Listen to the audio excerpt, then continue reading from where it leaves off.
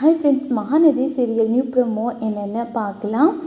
யமுனா வந்துட்டு நிவின் கிட்ட சொல்கிறாங்க, எங்கள் காவேரிக்கு இன்றைக்கி பர்த்டே இருக்குல்ல, நம்ம போலினா கண்டிப்பாக ஏதாச்சும் தப்பாக நினச்சிப்பாங்க, நான் போயிட்டு வரேன் அப்படின்னு சொல்கிறாங்க.